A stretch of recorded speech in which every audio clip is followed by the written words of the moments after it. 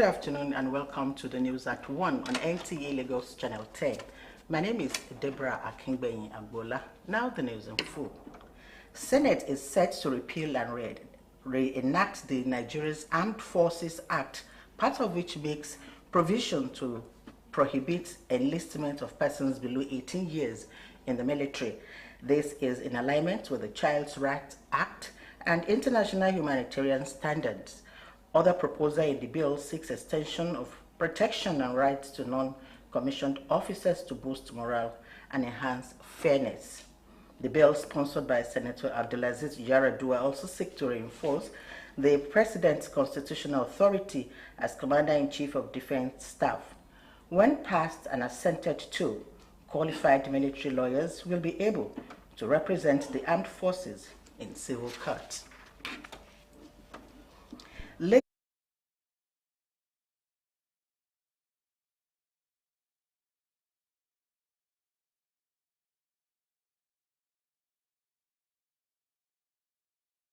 Statistics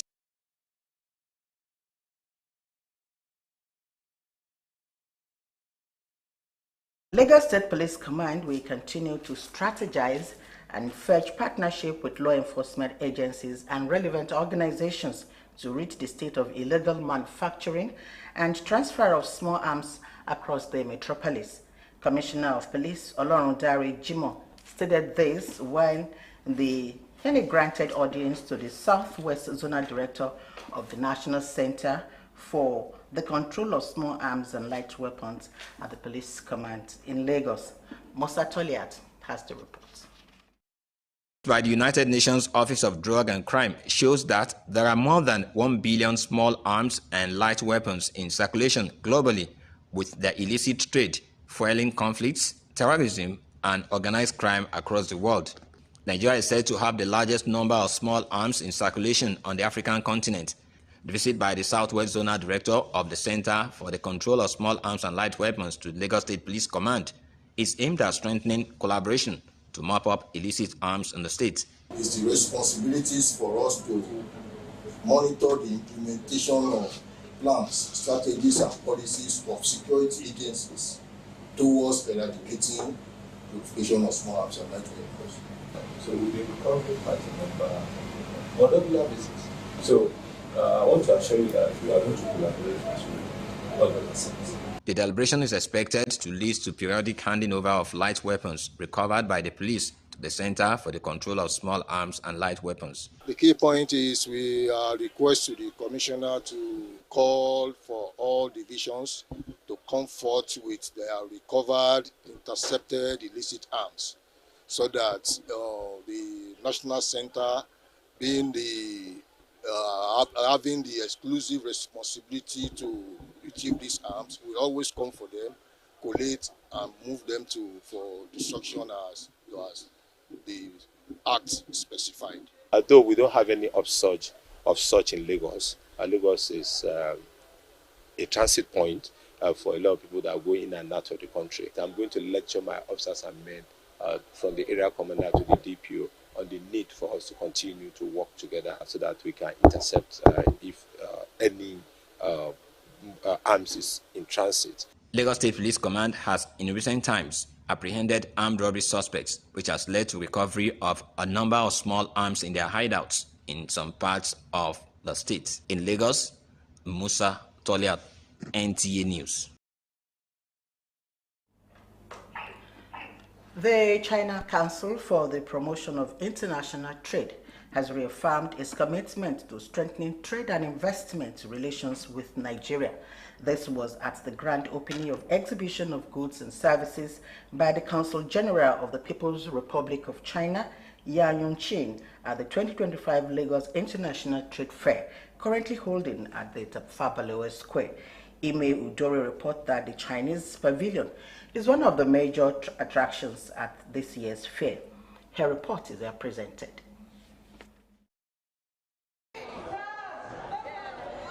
The Lagos International Trade Fair has continued to serve as a focal meeting point for local and international businesses seeking access into the Nigerian market. At this year's edition, the China Council for the Promotion of International Trade is leading a delegation of manufacturers, industrial technology developers and export companies, showcasing new product lines and emerging innovations. From the heavy machineries and renewable energy solutions to home appliances, textiles, and consumer electronics, the Chinese pavilion reflects a broad spectrum of sectors where cooperation between both countries continues to deepen. The Consulate General of the People's Republic of China says Nigeria remains a strategic partner in Africa's economic development, with bilateral trade volumes reaching significant growth in recent years. We have improved not only the political mutual trust, especially our trade and business cooperation, like in very traditional area like infrastructure. You can see here so many products created by Chinese companies. Representative of China Council for the Promotion of International Trade, Representative Office in South Africa, Lu Ming, says 317 enterprises from 21 Chinese provinces and municipal are exhibiting this year at the fair. In cooperation with Lagos Chamber of Commerce and Industry, has been organizing specialized exhibitions concurrently with the Lagos International Trade Fair. Organizers say the continuous presence of large international participants, such as CCPIT, reinforces the relevance of the Lagos International Trade Fair as West Africa's largest business exhibition platform. You don't know to buy a ticket to go to China. The factory owners themselves are here. These people are not agents, they are not distributors. The owners of the factories from all the 317 companies are here, and they want to deal with Nigerians directly. I'd also like to close by saying that in Lagos State is the economic, financial, and commercial capital of our beloved Nigeria, and we look forward to improving and increasing on that GDP which we contribute. The fair also offers opportunities to secure trading partnerships, access more affordable production inputs, and explore joint venture prospects with Chinese enterprises. And auto repair is a big market here in Nigeria, so we think this could be a very good opportunity to open up the market here in Nigeria. Nigeria pushing for increased local production and foreign direct investment. Partnerships like this could play a significant role in boosting manufacturing capacity and trade growth in Nigeria. And don't forget to join us on our social media handle, Facebook and YouTube on NTA Lagos Channel 10. Now we'll take a break. More reports when we return. Please don't go away. Santa Claus is coming to town. It's Christmas season, a time to spread love, jolly, and be merry. Where would you love to be? Worry no more. It's happening here at the NTA Lagos Channel 10 Christmas Family Fun Fair.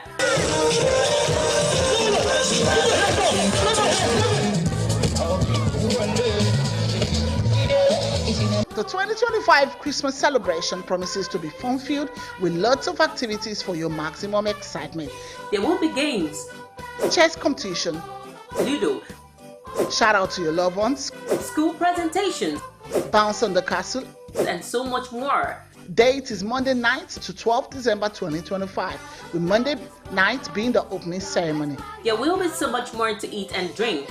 Gate fee, 3,000 naira per child. Venue, NTA Lagos Channel 10, Joshua Yaba, Lagos. Time 10 a.m. For sponsorship and advert placement, please call Peace on 0806 286 9036 or Fadike on 0803 913 8161 and Jimo on 0803 830 1669. NTA Lagos Channel 10 Christmas Family Fun Fair. Don't miss out. Save the date. Mark your calendars. Let's jingle and rock this Christmas.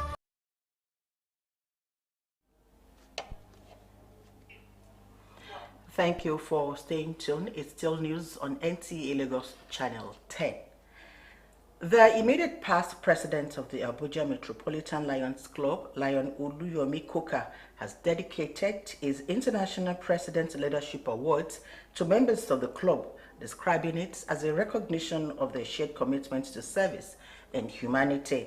Coca, who led the clubs between 2024 and 2025, expressed gratitude to Lions Club International President Lion Fabrico Oliveira for the honor and inspiring leadership. He said the award was not just a personal milestone, but a tribute to the collective spirit that defines the organization. He appreciated members of the Abuja Metropolitan Lion Club and fellow Lions across districts for their partnership and unwavering support, as well as the exemplary leadership of immediate past District Governor Lion Morris Ibok and other senior cabinet members. Lion Coca reaffirmed his commitment to the ideals of Missions 1.5 aimed at expanding the Lion's impact and touching more lives across community, noting that service remains the cornerstone of their mission.